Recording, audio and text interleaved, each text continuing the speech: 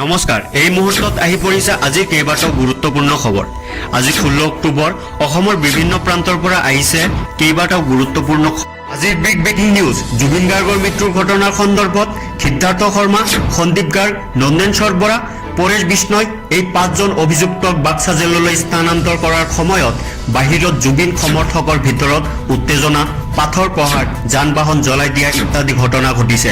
প্ৰশাসনে মুখাৰ্জীৰ আগপাশত প্ৰতিবিধ আদেশ জাৰি কৰিছে আৰু এই 5জন অভিযুক্ত কামৰূপ মুখ্য ন্যায়িক দণ্ডাধিকাৰীৰ আদালতে 14 দিনৰ বাবে ন্যায়িক জিম্মালৈ প্ৰেৰণ কৰিছে।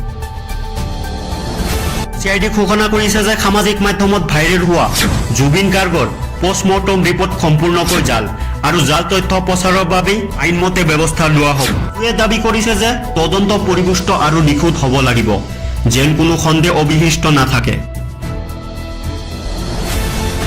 অসমত তামচা ক্ষেত্ৰত কংগ্ৰেছৰ অভিযোগ, বিজেপিয়ে আগত দিয়া প্ৰতিশ্ৰুতি পূৰণ কৰা নাই। মন্ত্ৰীয়ে জুবিনৰ মৃত্যুৰ ঘটনাৰ অনুসন্ধানৰ বাবে আনুষ্ঠানিক তদন্ত গঠন কৰাৰ সিদ্ধান্ত লৈছে। টকাৰ পথ নিৰ্মাণৰ উৎকোচ গোচৰত CIDয়ে NHIDCLৰ এজন বিষয়াক কলকাতাৰ এজন সহযোগীৰ সৈতে গ্ৰেপ্তাৰ কৰে। তিনি প্ৰতিবাদকাৰী গুলীবিদ্ধ। ৰেপিড একশ্যন ফৰ্চে বাক্সাত আৰম্ভ কৰিছে অভিযান। খান্দ আইন ভংগ কৰিলে হ'ব পাৰে বিপদ। বৰ্তমানলৈ 3জন প্ৰতিবাদকাৰী গুলীবিদ্ধ। 3জনৰ ভিতৰত এজনৰ অৱস্থা সংকটজনক। বাক্সাত কৰ্তন কৰা হ'ল ইণ্টাৰনেট সেৱা। ভয়ংকৰ পৰিস্থিতিৰ প্ৰতি লক্ষ্য ৰাখি সিদ্ধান্ত অসম চৰকাৰৰ BNSSৰ 63 ধাৰা জাৰি।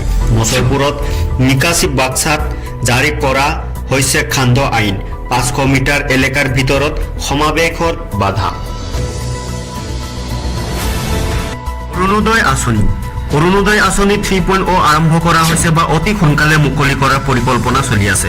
এই আঁচনিৰ অধীনত হিতাধিকাৰী পৰিয়ালবোৰক মহিলাক দিয়াৰ সাহায্যৰ পৰিমাণ বৃদ্ধি কৰি মাহিলী 1250 টকা বা 1400 টকা কৰা হৈছে। বৰ্তমান প্ৰায় 40 লাখ দুখীয়া পৰিয়ালক এই আঁচনিৰ সুবিধা দিয়াৰ লক্ষ্য লোৱা হৈছে।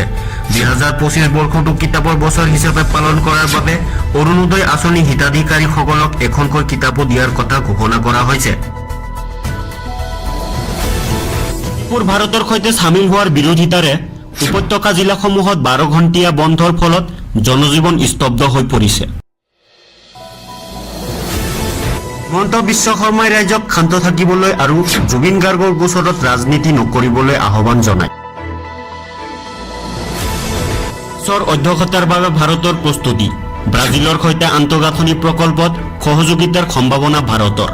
যদি এনেধৰণৰ ডেইলি নিউজ পাব খোজে তেনেহ'লে আমাৰ চেনেলটো ছাবস্ক্ৰাইব কৰিব আৰু এটা লাইক দি যাব। ধন্যবাদ।